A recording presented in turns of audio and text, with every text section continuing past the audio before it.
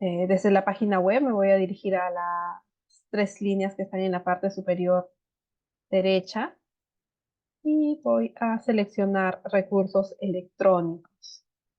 Se va a abrir una nueva ventana con el recurso MyLove. MyLove es la herramienta que nos permite centralizar todos los recursos que tiene suscritos la biblioteca. En este punto voy a colocar mi correo electrónico, me voy a loguear. Recuerden que MyLog solamente es para estudiantes y docentes que se encuentren vigentes, ¿bien? Si son egresados, van a tener otra ruta de acceso. Aquí ya me encuentro dentro de la plataforma MyLog y lo que voy a hacer para habilitar el sistema es añadir la extensión. Este paso es obligatorio, ¿no? Como pueden visualizar ahora en pantalla, todo se muestra en color gris, pero al añadir la extensión, esta parte central de acá se va a tornar en color. Bien, vamos a seguir esos pasos. Voy a añadir la extensión. Añado a Chrome. Recuerden también que la extensión es compatible con el navegador Chrome y Edge. Solo con esos dos navegadores. Si ustedes están utilizando algún otro navegador como Firefox, por ejemplo, no va a ser compatible. Bien, también MyLog tiene un aplicativo móvil que lo pueden descargar en sus equipos. Acá ya he añadido la extensión, voy a fijarla. Está por acá, no voy a ir. Ahí está. Estos pasos vamos a seguirlos por una única vez. Ya en posteriores oportunidades, simplemente voy a abrir una pestaña nueva y voy a dar clic en la extensión de MyLog y directamente voy a ser enlazado a la página de MyLog. Solamente cuando son equipos que estén utilizando por una primera vez, van a tener que seguir estos pasos. Ahora voy a identificar Dynamedex. Se encuentra en este carrusel. Si se dan cuenta, es la base de datos que recientemente se ha suscrito. Es una plataforma nueva, pero también va a estar acá dentro de todas las bases, ¿no? Si ustedes quieren visualizar todas las bases que tiene la universidad, están ordenadas en esta sección de forma alfabética. Entonces vamos a irnos acá a la D de Dynamedex. Voy a seleccionar el icono, voy a marcar aquí, ya lo sé, estoy siendo derivado a sitio web del editor, ¿no? No se asusten por esta ventanita, simplemente marquen ya lo sé o no mostrar otra vez. Y ya estamos dentro de Dynamedex.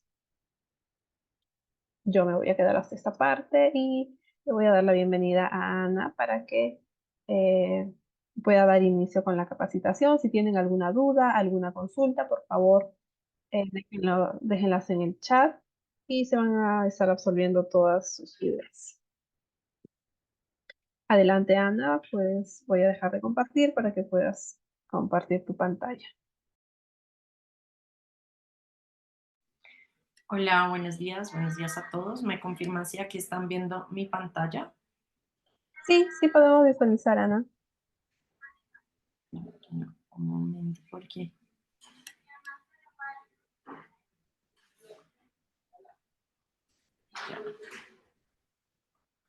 listo. Ahora creo que sí, que están viendo la pantalla de Dynamedex. Sí, estamos visualizando. Listo, súper. Bueno, muchas gracias a todos por su tiempo. Espero que se encuentren muy bien. Antes de iniciar, quiero pedirles que, por favor, si tienen alguna pregunta, si algunas personas de las que están conectadas ya conocen el recurso, ya han empezado a utilizarlo y tienen alguna duda puntual, pues me interrumpan y lo resolvemos en la medida de lo posible. Y bueno, y si no quieren abrir sus micrófonos, pueden dejarlo en el chat y le pido apoyo a Patricia y a Gustavo si me interrumpen cuando haya alguna pregunta. Bien, Dynamedex es la unión de dos bases de datos muy importantes de medicina basada en evidencia, como lo son Dynamed y Micromedex. Dynamed especializado en información sobre patologías y condiciones médicas, clínicas, y Micromedex especializado en contenido de medicamentos. Este contenido es basado en evidencia. Aquí vamos a encontrar referencias a artículos que nos dan las últimas informaciones relevantes tanto de enfermedades como medicamentos.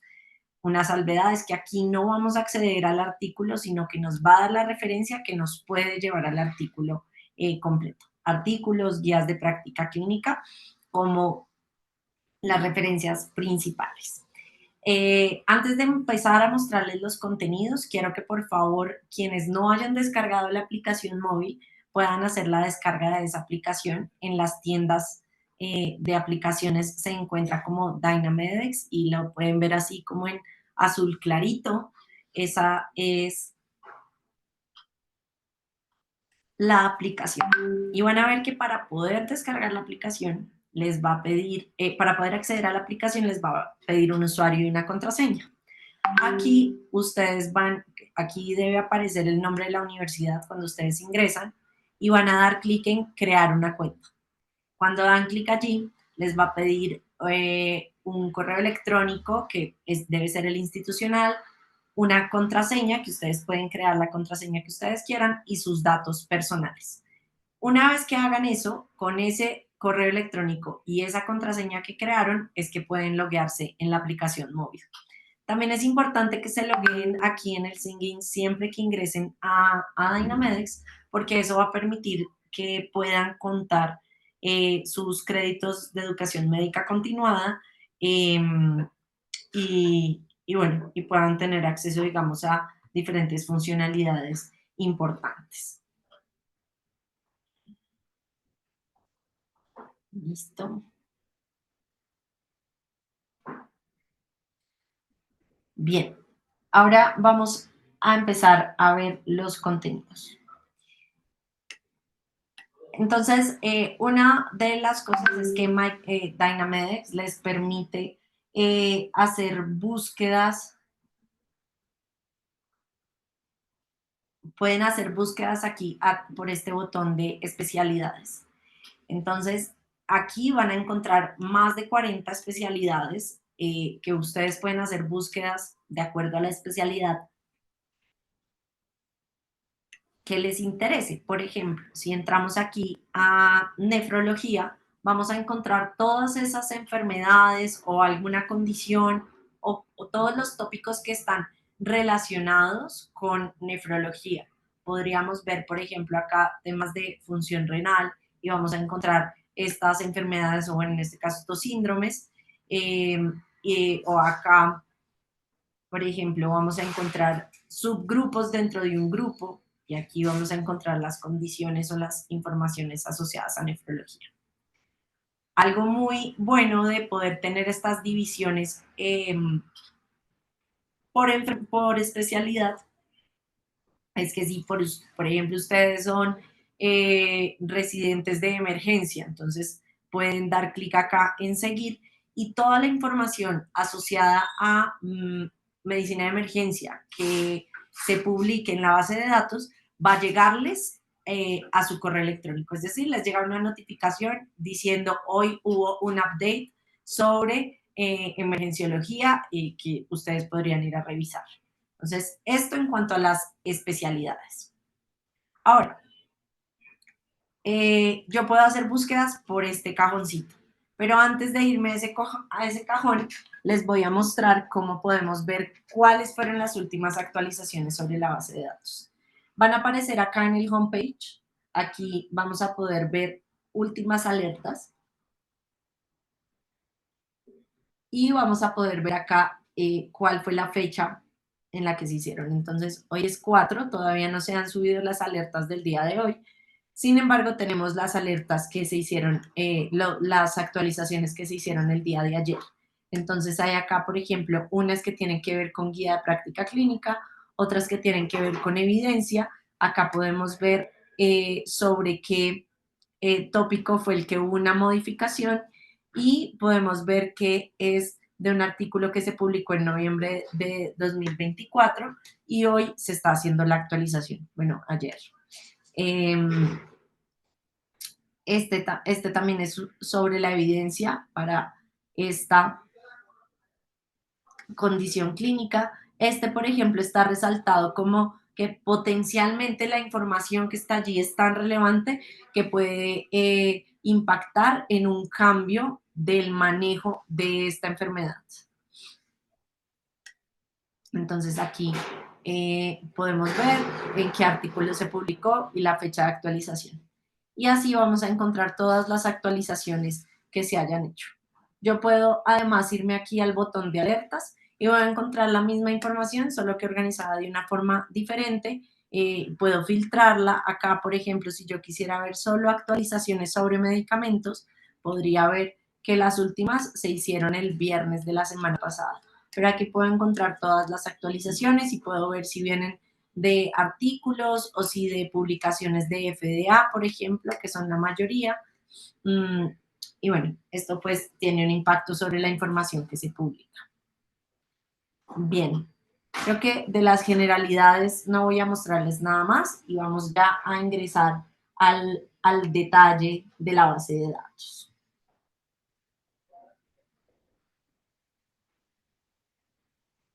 Entonces, podemos hacer una búsqueda en este cajón. Esas búsquedas nos permite hacerla en cualquiera de estos idiomas y esto puede ser relevante porque con medicamentos no tanto, pero con enfermedades sí resulta que hay unas que se escriben muy diferente en inglés y en español. Entonces, quizá para facilidad nuestra podemos hacer las búsquedas de las enfermedades en español. Sin embargo, todos los resultados de la base de datos van a ser en inglés. Entonces aquí, por ejemplo, pongo hiperlipidemia.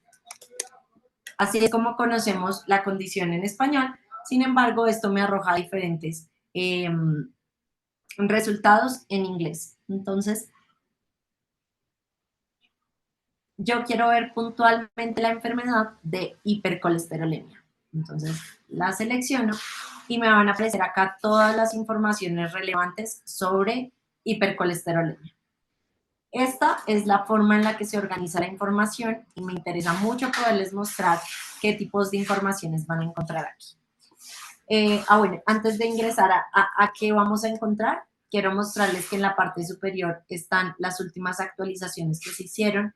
Estas, por ejemplo, fueron en junio del año pasado, las últimas actualizaciones que venían de dos revistas diferentes, dos publicaciones diferentes y que tuvieron algún impacto sobre hipercolesterolemia. Y así podríamos ver pues aquí otras actualizaciones que se han hecho. Entonces, los invito a que si les interesa alguna enfermedad, la busquen y vayan a los updates para que vean cuál es la última información que se ha subido sobre ellas. Bien, ahora sí vamos a explorar qué información nos da la base de datos sobre esa enfermedad. Vamos a encontrar un resumen donde vamos a poder ver de forma general cómo debe ser la evaluación y el manejo de esa enfermedad de manera muy general. Y luego ingresamos un poco a la teoría de la enfermedad, donde se describe qué es la enfermedad, cómo se conoce en el mundo, qué definiciones son importantes tener en cuenta cuando yo voy a hacer cuando voy a hablar de esta enfermedad, cuáles son los tipos de dislipidemias, por ejemplo, que existen, información epidemiológica, donde hay información de incidencia y prevalencia, factores de riesgo, posibles factores de riesgo y otras condiciones asociadas a la enfermedad, y esto acompañado siempre por la revisión de la literatura. Estas partes que encuentran ustedes como study summaries son algo que solamente hace Dynametrics, que es tomar artículos muy relevantes, que son muy grandes, como pueden ser estudios aleatorizados, estudios de cohortes, estos, por ejemplo, los cross-sectional studios que son grandes, metaanálisis, revisiones sistemáticas, estudios de casos y controles, todos esos estudios que pueden ser bien complejos y los trae acá resumiéndonos cuál es la población sobre la que se está hablando, qué intervención se está estudiando y cuáles son los resultados. Entonces, esto de forma general y pues obviamente me disponibiliza el artículo para que si yo quiero revisar el texto completo, en este caso, este era un cross-sectional study, entonces yo pueda hacer la revisión de ese artículo acá completo. ¿Bien? O descargarlo, si me deja descargarlo, acá debe estar el PDF. Hago la salvedad de que este artículo puedo ingresar a él porque está disponible en texto libre, es un artículo de DBMG y me permite acceder, pero no es un artículo que esté dentro de Dynametrics, eso es una salvedad importante. Bien, les decía entonces aquí todas las referencias de la literatura con estos study summaries que son muy importantes. Y encuentro también en esta parte que es, digamos, teórica, información sobre etiología y patogénesis pues, de la enfermedad, valga un poco la redundancia allí. Entonces, están estas informaciones, factores asociados, aquí como causas genéticas o asociaciones genéticas y otras asociaciones secundarias que pueden ser tenidas en cuenta, todo muy teórico. Luego ya nos vamos un poco a la clínica de la enfermedad, donde la base de datos me va mostrando paso por paso como esas acciones que deben tomarse sobre el paciente para tener unas prácticas adecuadas en el abordaje de la enfermedad. Primero, esta parte que dice History and Physical es un poco referencia al proceso de anamnesis, a ese acercamiento que yo voy a hacer el paciente, donde yo debería conocer su historia familiar, sus antecedentes farmacológicos, antecedentes médicos, donde hago sí el proceso exploratorio pues de la anamnesis del cuerpo del paciente y pues eso variará un montón entre patologías, pero son esas enfermedades, esas informaciones las que me muestra acá. Por lo general aquí voy a encontrar imágenes de si usted, que indican como si usted encuentra esto en la anamnesis, es probable que el paciente esté desarrollando en este caso una hipercolesterolemia y pues lo vamos a ver en esta parte. Luego en el proceso diagnóstico, pues lo que se hace es profundizar en esos detalles de signos y síntomas que deben ser evaluados para un adecuado diagnóstico.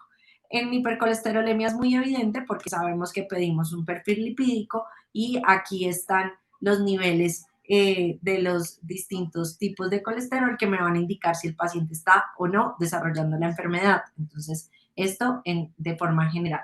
Luego podemos ver cuáles son los diagnósticos diferenciales y cuáles son los signos o síntomas que son determinantes en el diagnóstico de una enfermedad y que no, pues digamos que me indican que no lo estoy confundiendo o estoy haciendo un diagnóstico errado y por eso hace una salvedad aquí de ojo que estos son diagnósticos con los que usted debería tener cuidado. Me muestra todos los resúmenes sobre los exámenes que deben tomarse. Acá, como les dije, obvio, el perfil lipídico, pero hay otros exámenes que podrían tomarse para confirmar una enfermedad. Quizá en una hipercolesterolemia no sea tan común otro tipo de exámenes, pero en otras enfermedades sí seguramente encontraremos acá una batería de exámenes que son relevantes. Bien, aquí, por ejemplo, vuelve y toman relevancia estos study summary, donde seguramente me muestra algunas informaciones de esas medidas diagnósticas que son relevantes en toda esta parte del diagnóstico. Entonces, aquí lo puedo ver. Ahora vamos a la parte del manejo. En el manejo va a ser completamente diferente, obviamente, para todas las enfermedades. Entonces, habrá para algunas en las que esto es muy sucinto o en las que en esta parte solo voy a encontrar manejo farmacológico o en la que solo voy a encontrar manejo de alguna intervención. Sin embargo, hipercolesterolemia es un buen ejemplo porque me muestra varios tipos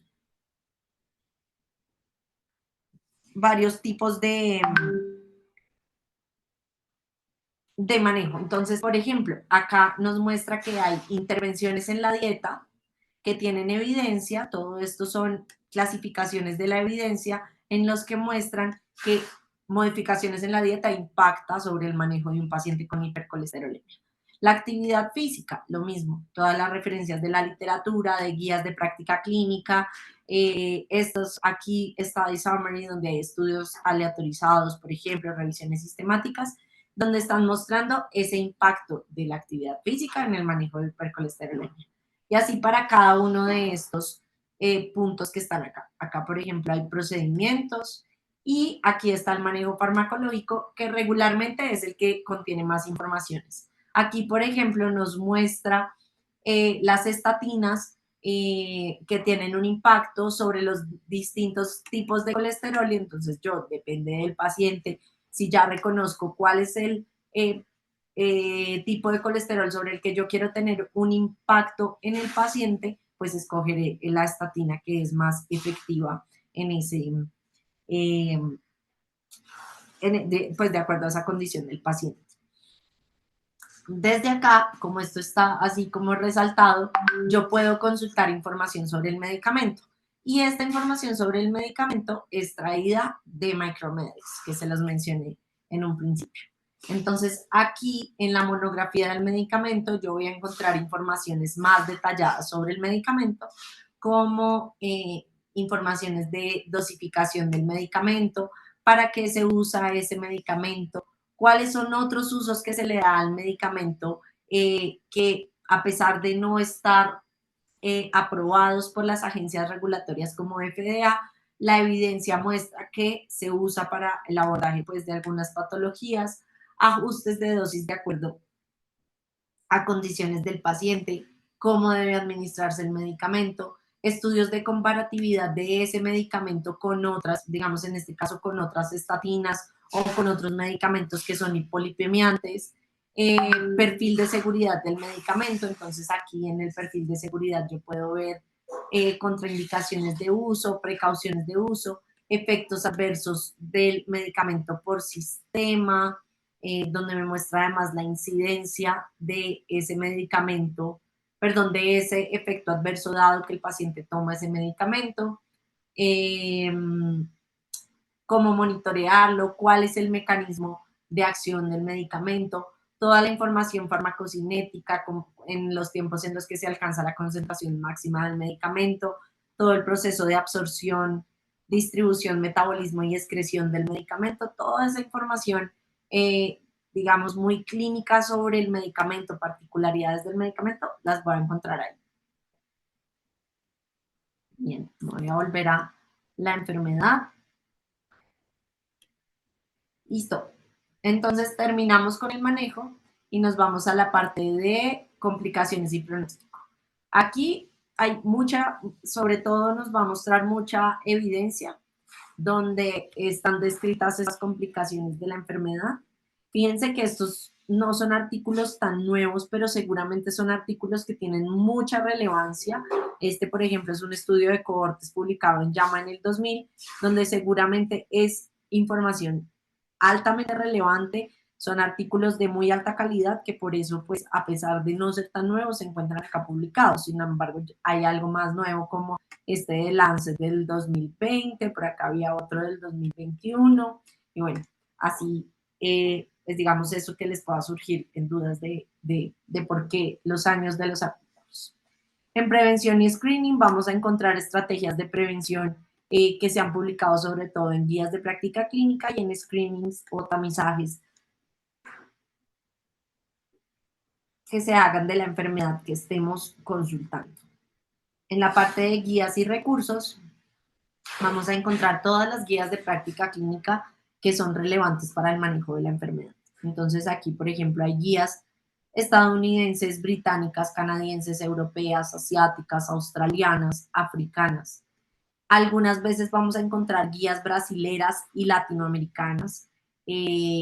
Brasil porque es el que más publica y las demás pues se agrupan como guías latinoamericanas. En la revisión de artículos vamos a encontrar los artículos que son más relevantes, que están siendo citados a lo largo de la revisión de la condición clínica, pero estos son como artículos que uno sí o sí debería conocer cuando está hablando de la enfermedad que sea que está consultando. Y esto es de forma muy general el contenido que hay sobre patologías. Aquí podemos explorar muchos otros temas relacionados a esta parte de la patología. Podríamos buscar otras enfermedades, por ejemplo, para las que aparecen algoritmos de tratamiento, por ejemplo, acá hipercalemia. o hipercalcemia. Entonces encontramos acá, por ejemplo, hipercalcemia y podemos ver un algoritmo para el diagnóstico de hipercalcemia, por ejemplo. Esto es un ejemplo de algoritmos que están dentro de la base de datos. Ah, perdón, creo que acá no se los compartí. Ya. Ahora sí deben estar viendo el algoritmo cómo aparece. Esto lo pueden descargar. Y bueno, y ahí van a tener como acceso a esos otros recursos que están para la mayoría de patologías, pero pues verán que no para todas.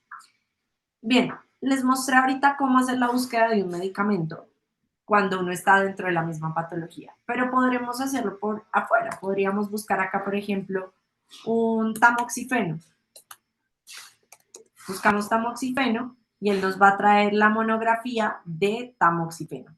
Y entonces aquí vamos a encontrar lo que ya les expliqué: dosificación de medicamento, usos no de FDA, administración, bueno, todo referente al medicamento. Y además, cuando yo busco un medicamento y me aparecen aquí todos los resultados, yo puedo buscar, por ejemplo, condiciones. Entonces me va a mostrar todas las condiciones donde, condiciones donde haya uso del medicamento, o incluso aquellas en las que el medicamento puede ser un factor de riesgo. Entonces, principalmente donde infieren en el tratamiento. Pero, por ejemplo, esta, por ejemplo, que puede ser un factor de riesgo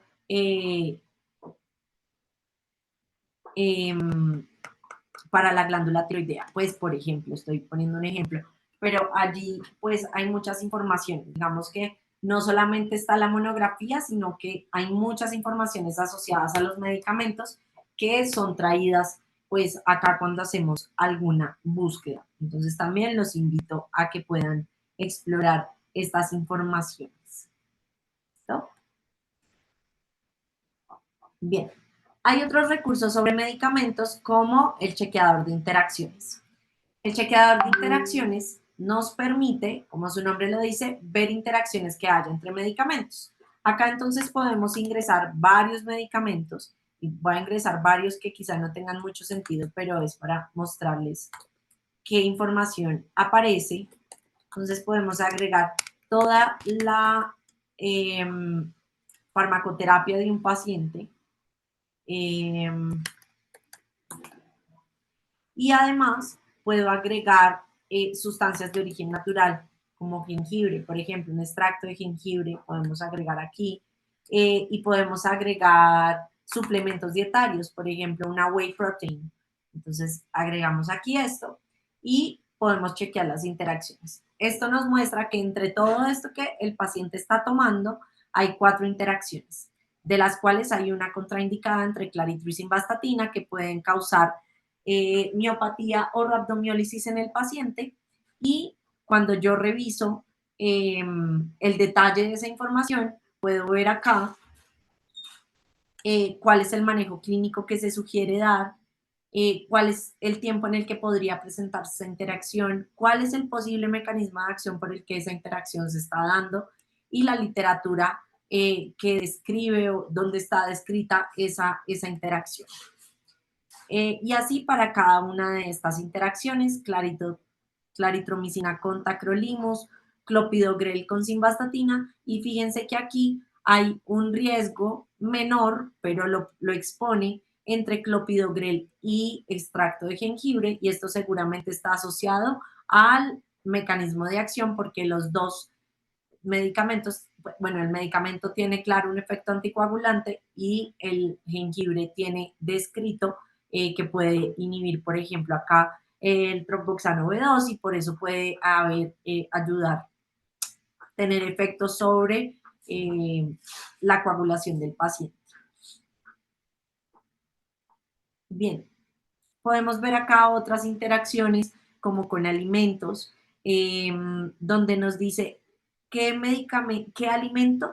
con qué alimento debo tener precaución dado que el paciente está tomando pues determinado medicamento. Entonces aquí, por ejemplo, estos con jugo de uva, estos con jugo de arándanos, bueno, aquí otros que debería tener, prestar atención.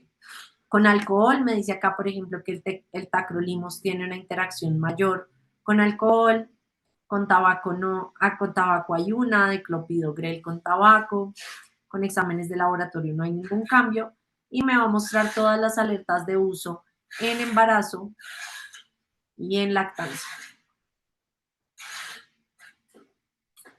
¿Listo? Bien. Esto en cuanto a interacciones.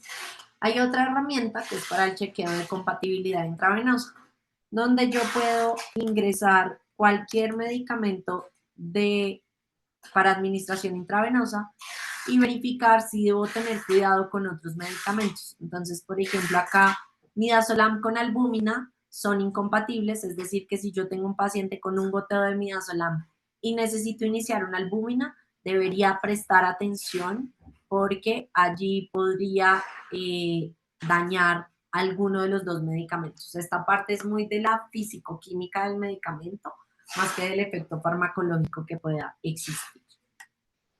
También me dice en qué soluciones se puede preparar. Entonces acá me dice, el midazolam lo puede diluir en solución salina, en dextrosa en solución salina, en dextrosa en agua.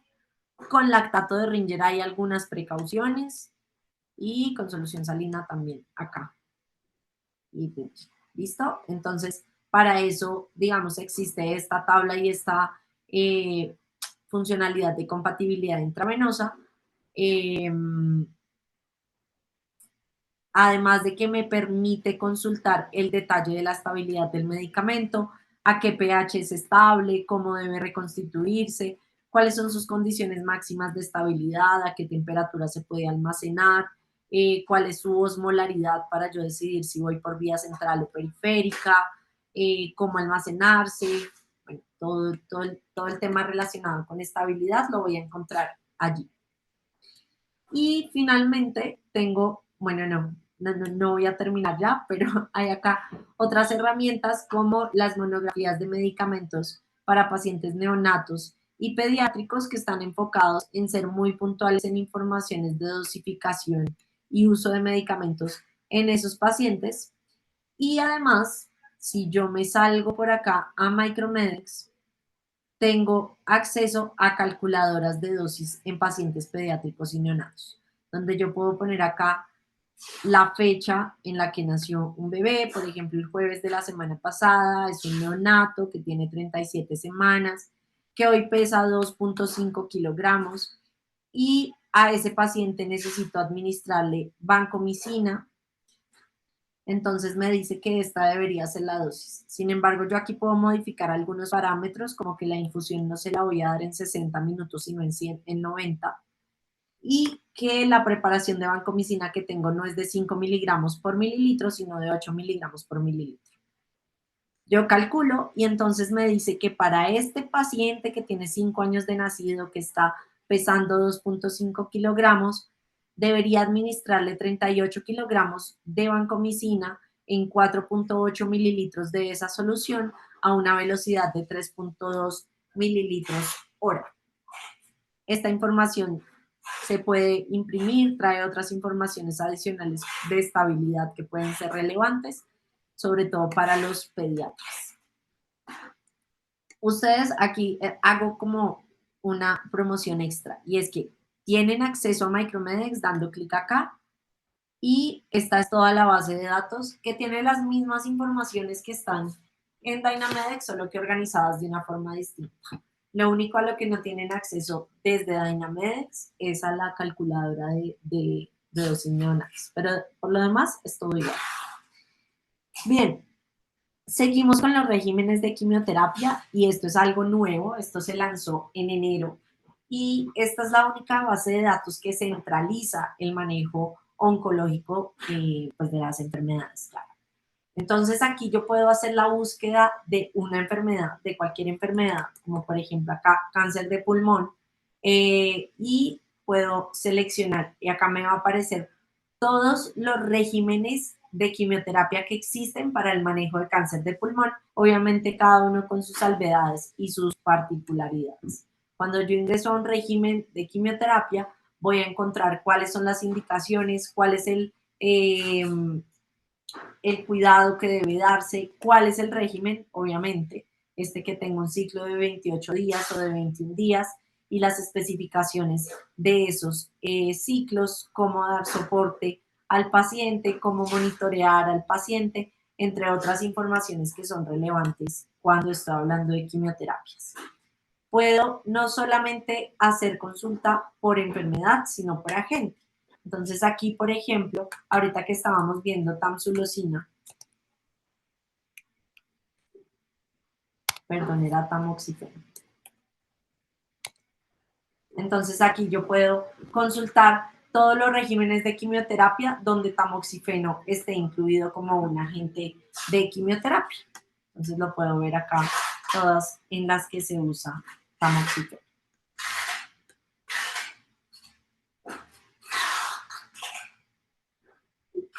Por último, les voy a mostrar ahora sí, por último, y después escucho sus preguntas, tenemos acceso a las calculadoras.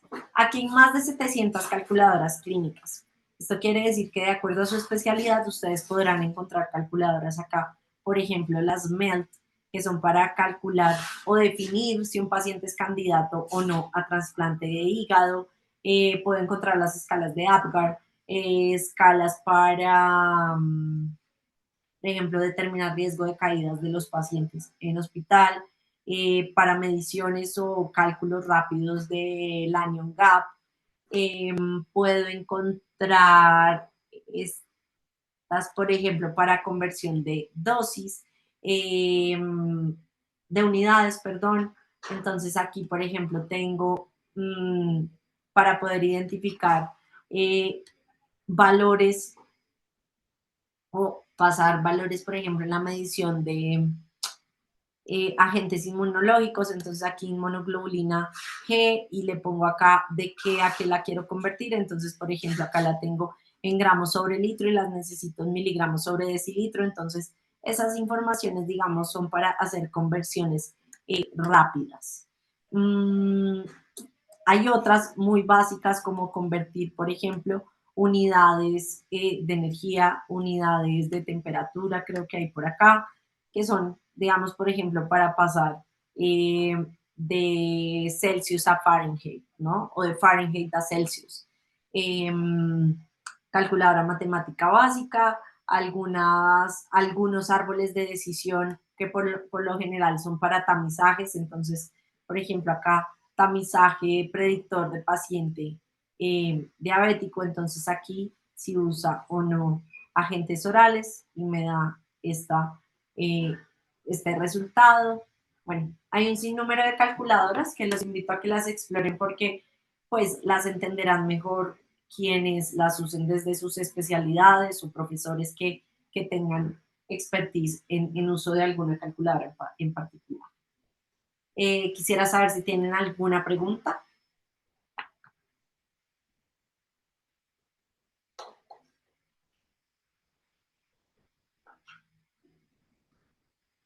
Ana, no hay ninguna pregunta en el auditorio, pero sí nos gustaría resaltar si todos pudieron descargar la aplicación o tuvieron alguna dificultad.